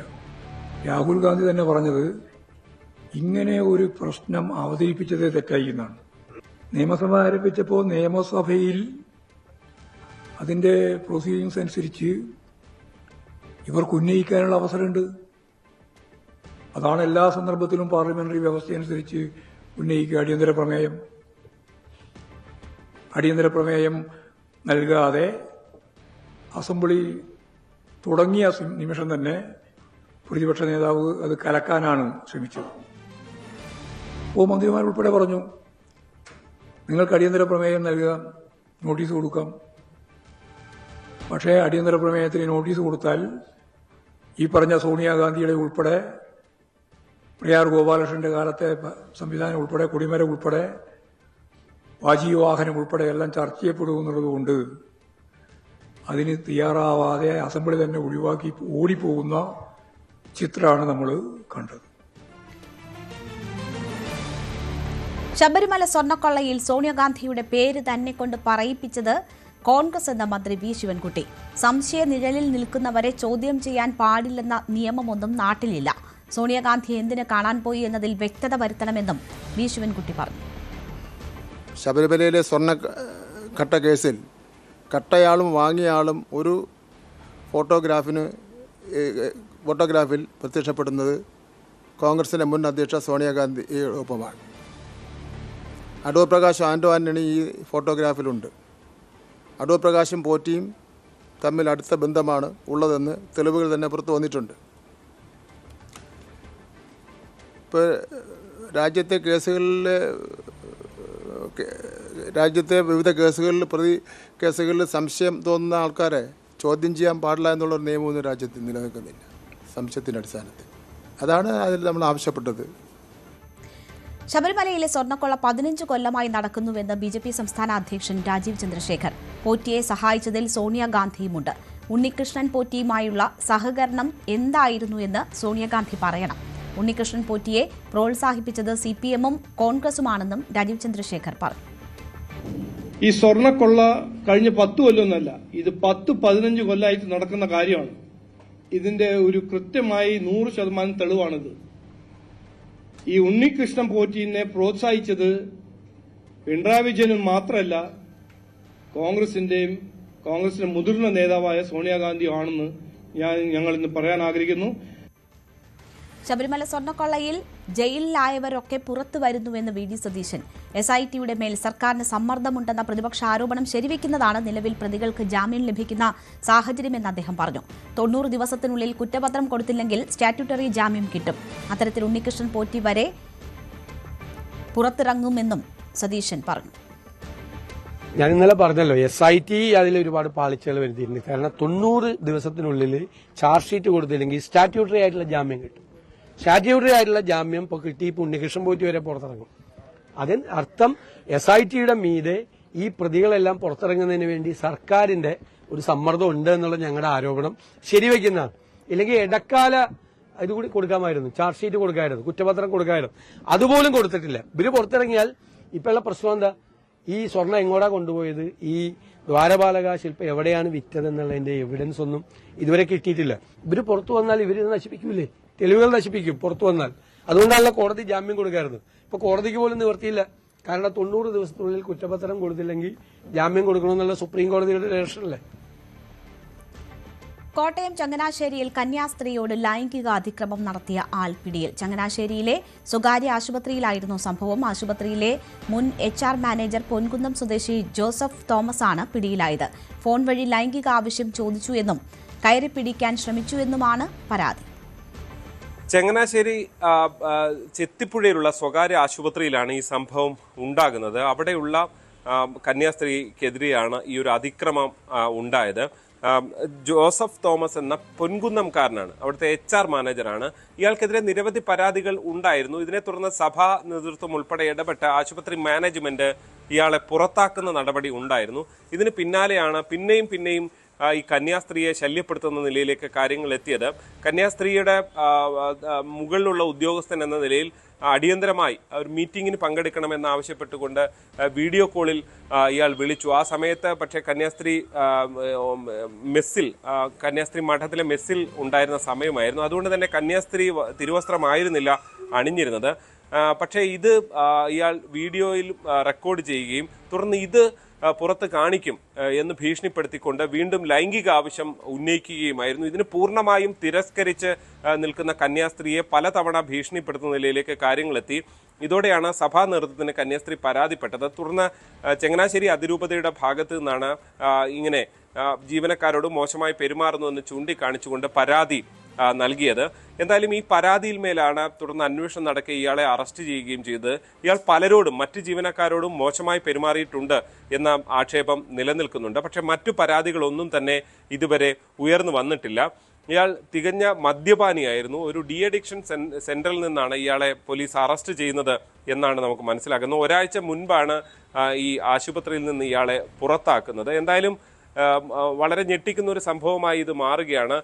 തികഞ്ഞ ഒരു ലൈംഗിക അതിക്രമം ഇങ്ങനെ പലരോടും കാണിക്കാൻ വെമ്പി നിൽക്കുന്ന ഒരാൾ എന്നുള്ള നിലയിൽ ഒരു കന്യാസ്ത്രീയെ പോലും വെറുതെ വിടുന്നില്ല എന്ന നിലയിലാണ് ഈ ഒരു സംഭവത്തെ കാണുകയും ചെയ്യുന്നത്. എന്തായാലും സഭയടക്കം വളരെ അടിയന്തര ഇടപെടൽ നടത്തി ഇയാളെ പുറത്താക്കുന്ന നടപടിയെടുത്തു. പക്ഷേ നിയമ നടപടികൾ തുടരുകയാണ്. ഇയാളെ റിമാൻഡ് ചെയ്തിട്ടുണ്ട് എന്നുള്ളതാണ് ഏറ്റവും ഒടുവിൽ നമുക്ക് നൽകാൻ കഴിയുന്ന വിവരം.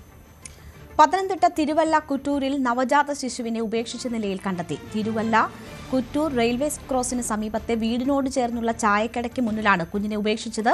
കടയുടമ പോലീസിൽ വിവരം അറിയിച്ചു. പുലർച്ചെ വീട്ടുമുറ്റത്തെ തട്ടുകട തുറക്കാനെത്തിയ കടയുടമയായ ജയരാജൻ കണ്ടത് വാതിലിൽ തണുത്തു വിറച്ചു കിടക്കുന്ന നവജാത ശിശുവിനെ. ആദ്യമൊന്ന് പരിഭ്രമിച്ചെങ്കിലും പോലീസിനെ വിളിച്ച് കുഞ്ഞിനെ കൈമാറി. പത്തനംതിട്ട തിരുവല്ല കുറ്റൂർ റെയിൽവേ ക്രോസിന് സമീപമുള്ള തട്ടുകടയിലാണ് പിഞ്ചു കുഞ്ഞിനെ ഉപേക്ഷിച്ച നിലയിൽ കണ്ടെത്തിയത്. ഞാൻ 5 മണി കഴിയുമ്പോഴാണ് ഇത് തുറന്ന് 5:30 ആകുമ്പോൾ ചായ ഒക്കെ ഇടുന്നു. അപ്പോൾ അതെല്ലാം മാറ്റി അതെല്ലാം ചായ ഇടാനും ഒക്കെ തുടങ്ങാൻ വന്നപ്പോഴത്തേനും ഇത് കൊണ്ടുവച്ച് പിന്നെ ലൊക്കേഷൻ അറിയാവുന്ന ആരെങ്കിലും ആയിരിക്കും. ലൊക്കേഷൻ അറിയാവുന്ന ആയിരിക്കും. വല്ലാത്ത തണുത്ത് വിറയ്ക്കുന്നുണ്ടായിരുന്നു ആ കുഞ്ഞ്. പിന്നെ പെട്ടെന്ന് തന്നെ ഞങ്ങളൊരു തുണി എൻ്റെ ദേഹത്തിട്ടു. അപ്പുറത്ത് കൊച്ചുമോനെ വിളിച്ചു, എല്ലാവരെയും വിളിച്ചു, എല്ലാവരും ഇറങ്ങി വന്നു. പിന്നെ ഞങ്ങൾ പെട്ടെന്ന് പിന്നെ പോലീസിനെ വിളിച്ചു, കൊച്ചുമോനെ വിളിച്ചു, കൊച്ചുമോൻ പിന്നെ പോലീസിനെ വിളിച്ചു, നാട്ടുകാരെല്ലാം വന്നു. തിരുവല്ല പോലീസ് ഉടൻ സ്ഥലത്തെത്തി. കുഞ്ഞിനെ തിരുവല്ല താലൂക്ക് ആശുപത്രിയിലേക്ക് മാറ്റിയിട്ടുണ്ട്. കുഞ്ഞിന്റെ ആരോഗ്യനില തൃപ്തികരമാണെന്ന് ആശുപത്രി അധികൃതർ അറിയിച്ചു. ആരാണ് കുഞ്ഞിനെ ഉപേക്ഷിച്ചതെന്നതിനെ സംബന്ധിച്ച് പോലീസ് അന്വേഷണം ആരംഭിച്ചു. പ്രദേശത്തെ CCTV ദൃശ്യങ്ങൾ കേന്ദ്രീകരിച്ചാണ് അന്വേഷണം നടക്കുന്നത്. ന്യൂസ് 18 പത്തനംതിട്ട. 2 വയസ്സുള്ള കുട്ടിയെ ട്രെയിനിൽ ഉപേക്ഷിക്കപ്പെട്ട നിലയിൽ കണ്ടെത്തി. പൂനെ എറണാകുളം എക്സ്പ്രസ് ട്രെയിനിൽ ജനുവരി 17 ഉച്ചയ്ക്ക് 2 മണിയോടെയായിരുന്നു സംഭവം. തൃശൂർ ആലുവ റെയിൽവേ സ്റ്റേഷനുകൾക്കിടയിൽ വെച്ചാണ് കുട്ടിയെ കണ്ടെത്തിയത്. ട്രെയിൻ ആലുവ റെയിൽവേ സ്റ്റേഷനിൽ എത്തിയ ശേഷം റെയിൽവേ പോലീസ് കുട്ടിയെ ചൈൽഡ് ലൈൻ പ്രവർത്തകർക്ക് കൈമാറിയിരുന്നു. എന്നാൽ കുട്ടിയുടെ മാതാപിതാക്കളെയോ ബന്ധുക്കളെയോ ഇതുവരെ കണ്ടെത്താൻ കഴിഞ്ഞിട്ടില്ല.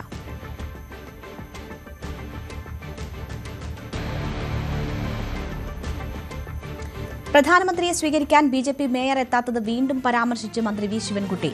താൻ 5 വർഷം മേയർ കുപ്പായം ഇട്ടതിന്റെ അനുഭവത്തിലാണ് പറഞ്ഞത്.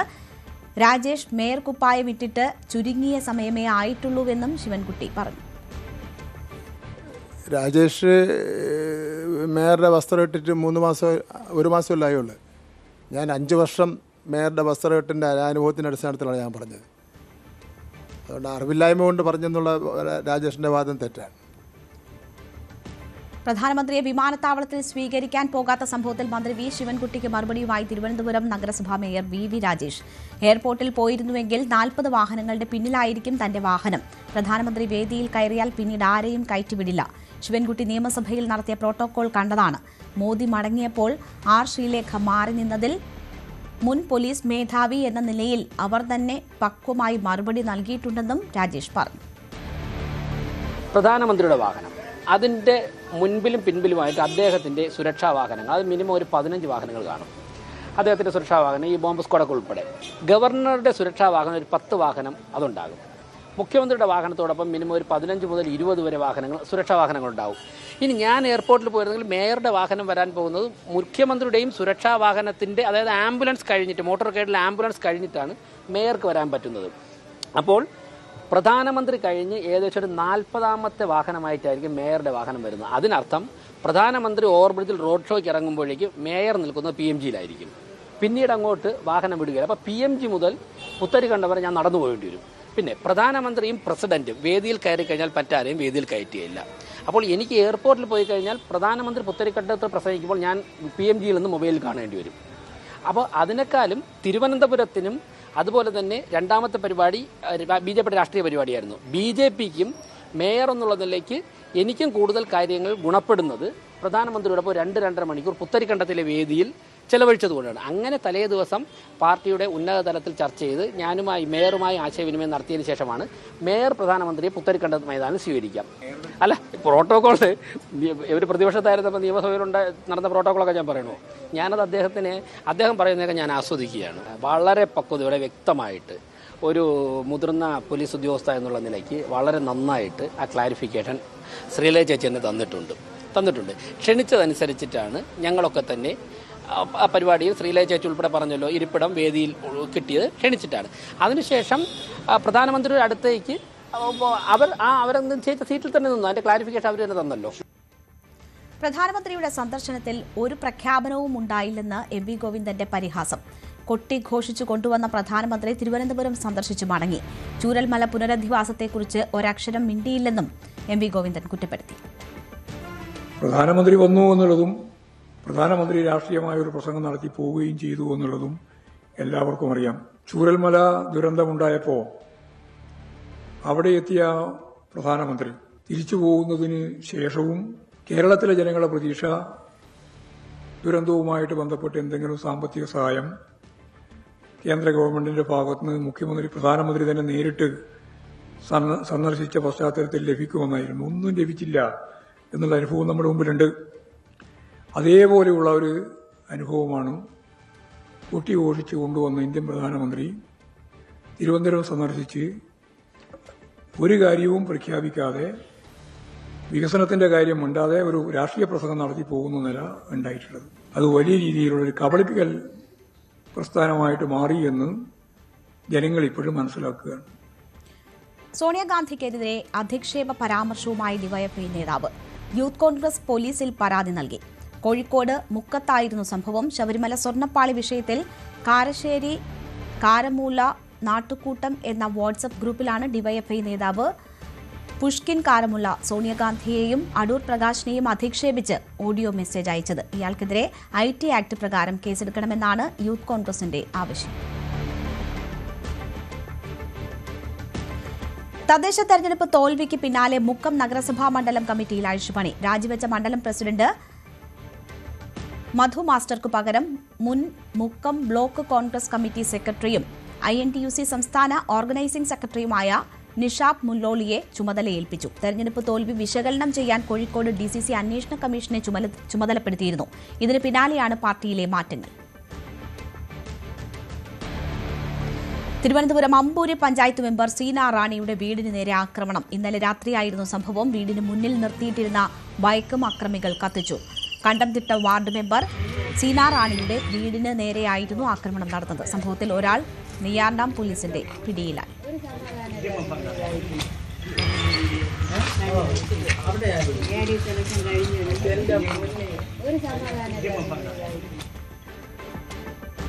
തനിക്കെതിരെയുള്ള നടൻ ഹരീഷ് കണാറിന്റെ ആരോപണങ്ങൾക്കെതിരെ പ്രൊഡക്ഷൻ കൺട്രോളർ ബാദുഷ.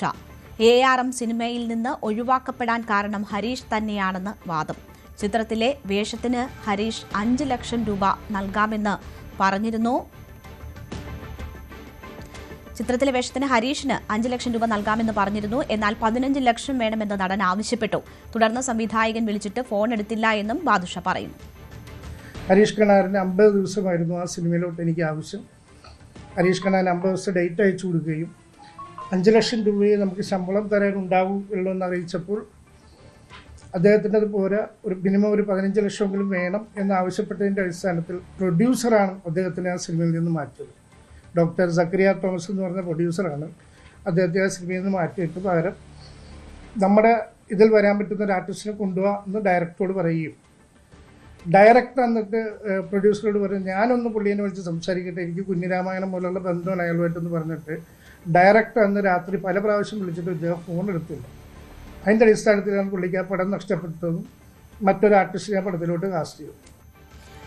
നടി നിഖില വിമലിന്റെ പ്രസ്താവന തന്നെക്കുറിച്ചല്ലെന്ന് ബാദുഷ. താൻ നിർമ്മിച്ച സിനിമയിൽ നിഖില അഭിനയിച്ചിട്ടില്ലെന്നാണ് വിശദീകരണം. ഒരു നിർമ്മാതാവ് തനിക്ക് 4 ചിത്രങ്ങളുടെ പ്രതിഫലം നൽകാനുണ്ടെന്നായിരുന്നു പേരെടുത്ത് പറയാതെ ഒരു അഭിമുഖത്തിനിടെയുള്ള നിഖിലയുടെ വിമർശനം. ഇത് ബാദുഷയെ ഉദ്ദേശിച്ചാണെന്ന തരത്തിൽ സമൂഹമാധ്യമങ്ങളിൽ അഭ്യൂഹം ഉയർന്നിരുന്നു. നിഖില വിമൽ എൻ്റെ പേര് പറഞ്ഞിട്ടുണ്ട്, ഇല്ലല്ലോ ഏതൊരു പ്രൊഡ്യൂസറുടെ കാര്യം പറഞ്ഞിട്ടുണ്ട്. ഞാൻ ഇപ്പോഴാണ് പ്രൊഡ്യൂസ് ചെയ്യാൻ തുടങ്ങിയത്. ഞാൻ പ്രൊഡ്യൂസ് ചെയ്യുന്ന പടത്തിലൊന്നും നിഖില വിമൽ അഭിനയിച്ചിട്ടില്ല. പ്രൊഡക്ഷൻ കണ്ടുള്ള പടത്തിലൊക്കെ അഭിനയിച്ചിട്ടുണ്ട്. അപ്പോൾ പിന്നെ ഞാൻ അതിനെതിരെ എന്ത് ചെയ്യാനാണ്? ഇല്ല, ഞാൻ ഇന്നലെയാണ് അറിയുന്നത് ഇങ്ങനെ ഒരു ഇൻ്റർവ്യൂ ഉണ്ടായിരുന്നു എന്ന് പറയാം. അത് തമാശ രീതിയിലാണ് ആ കുട്ടി പറഞ്ഞേക്കണമെന്ന് പറഞ്ഞു. കുമ്പള ടോൾ പിരിവിൽ ആക്ഷൻ കമ്മിറ്റിക്കെതിരെ രൂക്ഷ വിമർശനവുമായി രാജ്മോഹൻ ഉണ്ണിത്താൻ MP. നിയമവാഴ്ചയെ വെല്ലുവിളിച്ചുകൊണ്ടല്ല സമരം ചെയ്യേണ്ടത്. മന്ത്രിയുടെ കോലം കത്തിക്കാനും നിയമം കയ്യിലെടുക്കാനും തന്നെ കിട്ടില്ല എന്നും ഉണ്ണിത്താൻ.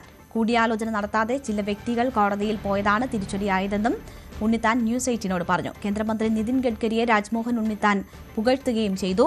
മന്ത്രിയുടെ കോലം കത്തിച്ചല്ല സമരം ചെയ്യേണ്ടതെന്ന് ഉണ്ണിത്താൻ പറയുന്നു. News 18 exclusive. എന്നോട് ഏറ്റവും കൂടുതൽ സൗഹാർദ്ദപരമായി നിലപാടെടുത്ത ഒരാളാണ് പിന്നെ നിതിൻ ഗഡ്കരി. ഇനിയും ജനങ്ങൾക്ക് ഒരുപാട് ആവശ്യങ്ങളുണ്ട്. ആ ആവശ്യങ്ങൾ ഈ മന്ത്രി ഇരിക്കുമ്പോൾ ആ മന്ത്രി അടുത്തല്ലേ ഞാൻ പോകണ്ടേ? അപ്പം മന്ത്രിയുടെ കോലം കത്തിക്കാൻ ഞാൻ പോകണമെന്നാണ് പറയുന്നത്. ആണോ? ഒരു MP ജോലി കോലം കത്തിക്കലാണോ മന്ത്രിയുടെ? MP ജോലി ജനങ്ങൾ ഏൽപ്പിച്ച ഉത്തരവാദിത്വം ചെയ്യുകയാണ്. ആ ഉത്തരവാദിത്വം ഞാൻ ചെയ്തുകൊണ്ടിരിക്കുന്നു, ഇനിയും ചെയ്യും. അതിന് യാതൊരു തർക്കവുമില്ല. കോടതിയെ ബഹുമാനിക്കുന്ന ഒരാളാണ് ഞാൻ, നിയമത്തെ ബഹുമാനിക്കുന്ന ആളാണ് ഞാൻ. നിയമവാഴ്ചയെ വെല്ലുവിളിക്കാൻ ഞാനില്ല, നിയമം കയ്യിലെടുക്കാൻ ഞാനില്ല. പാർലമെന്റ് സമ്മേളനം നടക്കുമ്പോൾ ഞാൻ മന്ത്രിയെ പോയി കാണും. അതിശക്തമായി കാസർഗോട്ടെ ജനങ്ങളുടെ വികാരം ഞാൻ അദ്ദേഹത്തെ അറിയിക്കും. ഈ മന്ത്രി വളരെ MP വളരെ സോബറായി പെരുമാറുന്ന ആളാണ്. MP പറയുന്ന ആവശ്യങ്ങൾ ന്യായമാണെങ്കിൽ ചെയ്തു കൊടുക്കുന്ന പിന്നെ മന്ത്രിയാണ്. എല്ലാ MP ഈ മന്ത്രിയെക്കുറിച്ച് ബഹുമാനമുണ്ട്. മലപ്പുറം ജില്ലയിലെ ഏക ടോൾ പ്ലാസയിൽ ഈ മാസം 30 മുതൽ പണം ഈടാക്കി തുടങ്ങും. ടോളിന്റെ വിശദവിവരങ്ങൾ അടുത്ത ദിവസം പ്രസിദ്ധീകരിക്കും. ടോൾ പ്ലാസയുടെ 20 കിലോമീറ്റർ ചുറ്റളവിലുള്ളവർക്ക് ഇളവ് അനുവദിച്ചിട്ടുണ്ട്. വെട്ടിച്ചിറയിലാണ് ടോൾ പ്ലാസ സജ്ജീകരിച്ചിട്ടുള്ളത്. നിർമ്മാണം ഏറെക്കുറെ പൂർത്തിയായ ദേശീയപാത 66 മലപ്പുറം ജില്ലയിലെ ഏക ടോൾ പ്ലാസ പ്രവർത്തനമാരംഭിക്കാൻ സജ്ജമാവുകയാണ്. വെട്ടിച്ചിറയിൽ സജ്ജീകരിച്ചിട്ടുള്ള ടോൾ പ്ലാസയിൽ ഈ മാസം 30 മുതൽ പിരിവ് ആരംഭിക്കും. ടോൾ തുക സംബന്ധിച്ച വിശദവിവരങ്ങൾ അടുത്ത ദിവസം തന്നെ പ്രസിദ്ധീകരിക്കുമെന്ന് ദേശീയപാത അധികൃതർ അറിയിച്ചിട്ടുണ്ട്. ടോൾ പ്ലാസയ്ക്ക് 20 കിലോമീറ്റർ പരിധിക്കുള്ളിലെ സ്വകാര്യ വാഹനങ്ങൾക്ക് ഇളവ് നൽകും. എത്ര തവണ വേണമെങ്കിലും യാത്ര ചെയ്യാവുന്ന പാസിന് ഒരു മാസത്തേക്ക് 340 രൂപയാകും നിരക്കെന്നാണ് സൂചന. ഈ തുകയും 30-ാം തീയതിക്കകം തീരുമാനിക്കും. ഇത്തരം യാത്രക്കാർ ആധാർ കാർഡുമായി ടോൾ പ്ലാസയിലെത്തിയാൽ പാസ് നൽകും. 24 മണിക്കൂറിനുള്ളിൽ 2 തവണ ദേശീയപാതയിലൂടെ യാത്ര ചെയ്യുന്നവരിൽ നിന്ന് 2ാം തവണ ടോൾ തുകയുടെ പകുതി മാത്രമേ ഈടാക്കൂ. Car, jeep, van, light motor വാഹനങ്ങൾ എന്നിവയ്ക്ക് ഒരു ഭാഗത്തേക്ക് 130 രൂപയാകും നിരക്ക്.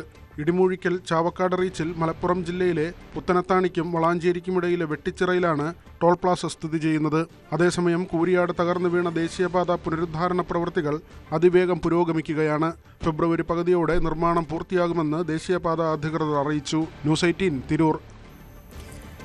അമേരിക്കയിൽ വീണ്ടും കുടിയേറ്റ പരിശോധനയ്ക്കിടെ കൊലപാതകം. സുരക്ഷാ സേനയുടെ വെടിയേറ്റ് 37കാരൻ മരിച്ചു. ഇമിഗ്രേഷൻ നടപടികൾക്കെതിരെ പ്രതിഷേധിച്ച യുവാവാണ് കൊല്ലപ്പെട്ടത്.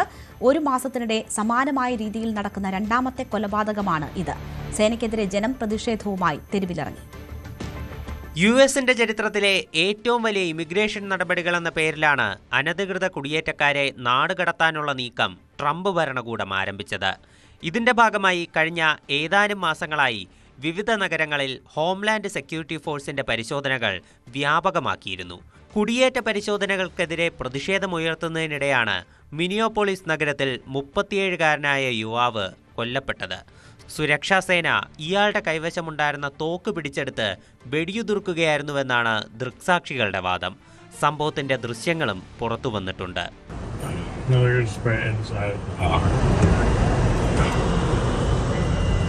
Let's go around.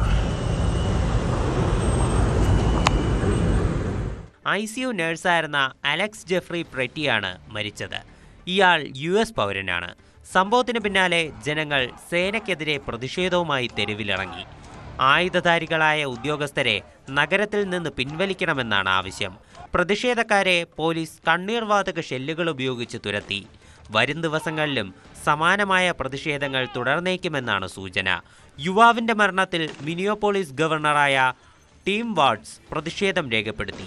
സംഭവത്തിൽ വൈറ്റ് ഹൗസിനോട് വിശദീകരണം തേടുമെന്നും അദ്ദേഹം എക്സിൽ കുറിച്ചു. ഒരു മാസത്തിനിടെ യുഎസിൽ കുടിയേറ്റ വിരുദ്ധ പരിശോധനയ്ക്കിടെ കൊല്ലപ്പെടുന്ന 2ാമത്തെ ആളാണ് അലക്സ് ജെഫ്രി പ്രെറ്റി. ജനുവരി 7-ന് ഒരു യുവതിയെയും സുരക്ഷാ സേന വധിച്ചിരുന്നു. അതേസമയം വിഷയത്തിൽ നാഷണൽ ഗാർഡ്സിനെ ന്യായീകരിച്ച് US പ്രസിഡന്റ് ഡൊണാൾഡ് ട്രംപ് രംഗത്തെത്തി. സേനയ്ക്ക് നേരെ കടുത്ത ആക്രമണങ്ങളാണ് നടക്കുന്നതെന്നും ഇതിനെ പ്രതിരോധിക്കുക മാത്രമാണ് അവർ ചെയ്യുന്നതെന്നുമാണ് വിശദീകരണം. യുഎസിൽ ആകെ 12,000-ലധികം കുടിയേറ്റ ക്രിമിനലുകളുണ്ട്. ഇവരാണ് രാജ്യത്തെ അക്രമ സംഭവങ്ങൾക്ക് പിന്നിലെന്നും ട്രംപ് ആരോപിക്കുന്നു. News desk news 18. ഇനി ഇന്നത്തെ സ്വർണം വെള്ളി നിരക്കുകൾ. കവിത ഗോൾഡ് ആൻഡ് ഡയമണ്ട്സ് ഇന്നത്തെ സ്വർണം വെള്ളി നിരക്കുകൾ നിങ്ങൾക്കായി സമർപ്പിക്കുന്നത് Kavitha gold and diamonds, the versatile jewellery. സ്വർണം 22 ക്യാരറ്റ് ഗ്രാമിന് 14,690 രൂപ, പവന് 1,17,520 രൂപ. സ്വർണം 18 ക്യാരറ്റ് ഗ്രാമിന് 12,145 രൂപ, പവന് 97,160 രൂപ. വെള്ളി ഗ്രാമിന് 335 രൂപ, കിലോയ്ക്ക് 3,35,000 രൂപ. കവിത ഗോൾഡ് ആൻഡ് ഡയമണ്ട്സ് ഇന്നത്തെ സ്വർണം വെള്ളി നിരക്കുകൾ നിങ്ങൾക്കായി സമർപ്പിച്ചത് Kavitha gold and diamonds, the versatile jewellery. രാജ്യത്ത് റോഡ് സുരക്ഷയെക്കുറിച്ചുള്ള ബോധവൽക്കരണം സൃഷ്ടിക്കാനായി ന്യൂസ് 18 നെറ്റ്വർക്ക് സംഘടിപ്പിക്കുന്ന സഡക് സുരക്ഷാ അഭിയാൻ 2026 ഡൽഹിയിൽ നടക്കുകയാണ്. കേന്ദ്ര റോഡ് ഹൈവേ ഗതാഗത മന്ത്രി നിതിൻ ഗഡ്കരി, ഇന്ത്യയുടെ അഭിമാനമായ അഭിനേതാവ് അമിതാഭ് ബച്ചൻ, നടി ആലിയ ഭട്ട്, ഗായകൻ ശങ്കർ മഹാദേവൻ എന്നിവരടങ്ങുന്ന പ്രമുഖരുടെ നിരയാണ് പരിപാടിയിൽ പങ്കെടുക്കുന്നത്. ഇടവേളയ്ക്ക് ശേഷം ആ പരിപാടി കാണാം.